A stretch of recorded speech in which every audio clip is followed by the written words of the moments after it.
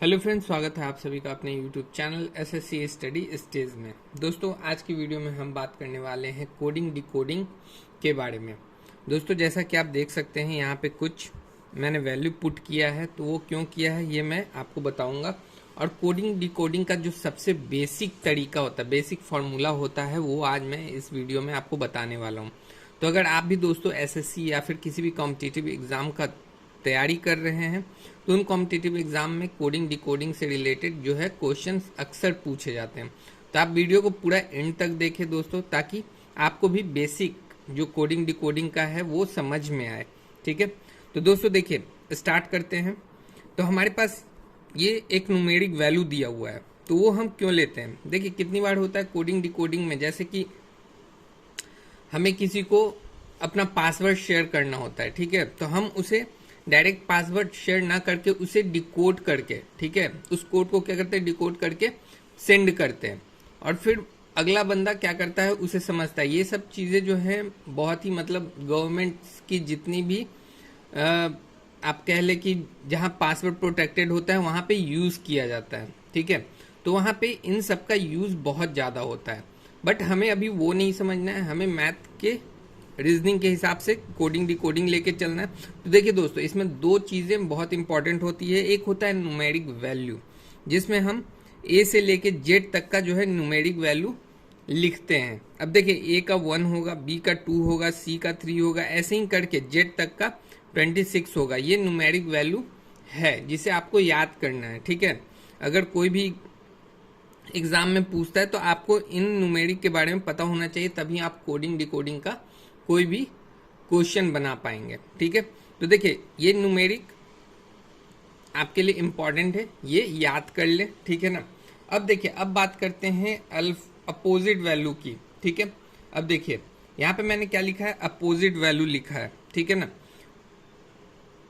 अब मैं कह सकता हूँ कि मतलब एक क्वेश्चन आएगा जहाँ डी का आपके सामने लिखा रहेगा, डी के सामने क्या है, डब्ल्यू है, डब्ल्यू लिखा रहेगा। ठीक है, वहाँ रहेगा कि डैट का वैल्यू इतना है, तो इसका वैल्यू क्या होगा। अब मान लीजिए ए का क्या है आपके सामने, जेड है। ठीक है, और टी का क्या है, टी का देखिए, टी का जी है। ठीक है ना, टी का अपोजिट जी रहेगा। तो ऐसे ही डेट का दिया, अब वो बोलेगा कि इस चीज का करें। तो आपको अगर ये पता होगा, ठीक है, अपोजिट और न्यूमेरिक वाला, तो आप इजिली इन क्वेश्चनों को बना पाएंगे। ठीक है, इसलिए हम यहाँ पे दो तरह के, एक न्यूमेरिक वैल्यू हो गया, एक अपोजिट वैल्यू हो गया, उसे लिखा हूं ताकि आप भी इन्हें देख के याद कर सके। ठीक है, अब चलिए देखिए आगे बढ़ते हैं और कुछ चीज के लिए मतलब कुछ चीज पे आपका ध्यान जो है फोकस करते हैं। ठीक है ना।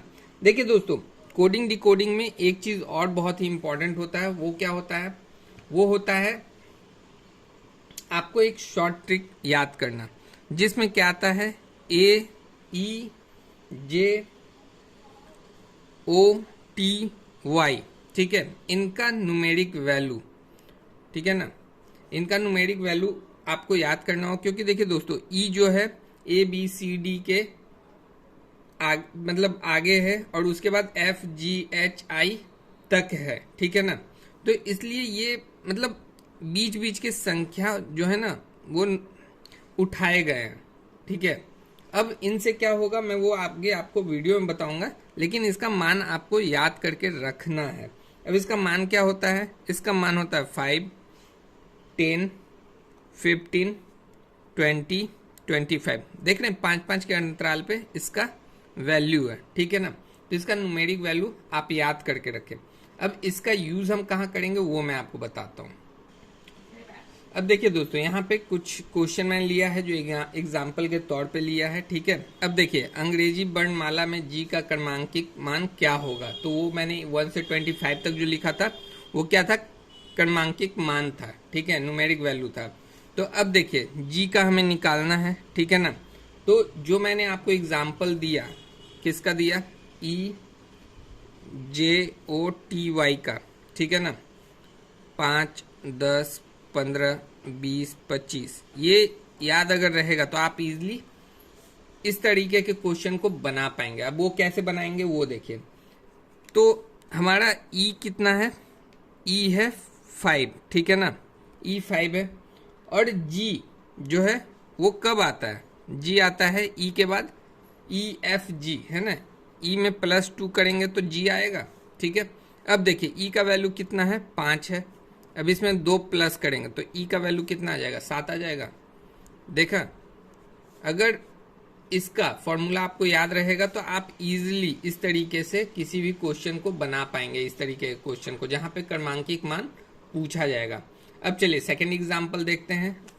W का स्थानीय क्रमांकिक मान पूछ रहा है। ठीक है, तो देखिए दोस्तों, W कब आएगा? W आएगा आपको Y के पहले, है ना, Y के पहले आएगा। ठीक है, तो अब आपको Y का मान पता है। Y का मान कितना है? 25 है। और W कब आता है? W आता है Y से ठीक 2 पहले। ठीक है, 2 पहले आएगा। तो अब आप क्या कीजिए, Y का मान पता है 25 - 2, तो कितना आ जाएगा? W का मान 23 आ जाएगा। ये हमारा आंसर हो जाएगा। तो इसी तरीके से इनके आसपास की जितनी भी आपको मतलब अंग्रेजी वर्णमाला की संख्याएं होंगी उसका आप क्रमांकिक मान इजिली निकाल पाएंगे। अब चलिए तीसरा क्वेश्चन देखते हैं। तीसरा क्या बोल रहा है? n का स्थानीय क्रमांकिक मान निकालें। ठीक है, तो अब देखिए n कब आता है? o के बाद आता है, नहीं o के पहले आता है, सॉरी o के पहले आता है। ठीक है, तो o का वैल्यू हमारा कितना है? o का वैल्यू 15 है।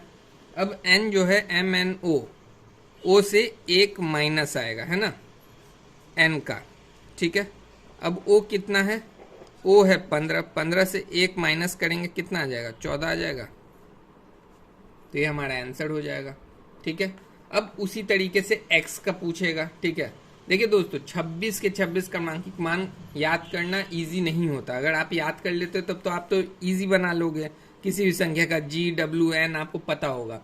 लेकिन अगर उसे नहीं याद कर पाए, ठीक है, तो जो मैंने आपको दिया है EJOTY का, इसका अगर मान याद करते हो तो आपको इजीली होगा कि E का इतना है, E में 1 माइनस करेंगे इतना होगा। D का अगर मान निकालना है ABCDE, E से -1 होगा तो 5 - 1। ठीक है, J है IJKL। ठीक है, K का निकालना है तो J+1 कर देंगे, L का निकालना है J+2 कर देंगे। इस तरीके से अगर करेंगे तो आपको इजीली याद रहेगा। ठीक है, तो देखिए दोस्तों, अब x का निकालना है तो x कब आता है? x आता है y से ठीक पहले। ठीक है ना, तो x का मान ऐसे लिख सकते हैं, x है y - 1। ठीक है, y का कितना है? 25 है, 25 - 1 कितना आ जाएगा? 24 आ जाएगा। ठीक है ना, तो इस तरीके से दोस्तों इस तरह के क्वेश्चन को x का क्रमांकिक मान, ये सब मान जो है वो हम इजीली निकाल सकते हैं सिर्फ एक इस फॉर्मूले को याद रखने से, है ना। तो दोस्तों इसे आप याद रखें। ठीक है, ताकि इस तरीके के जितने भी मैथ्स आए वो सॉल्व करें और इन तरीके के क्वेश्चन का आप एक्सरसाइज करें, इसे याद रख के।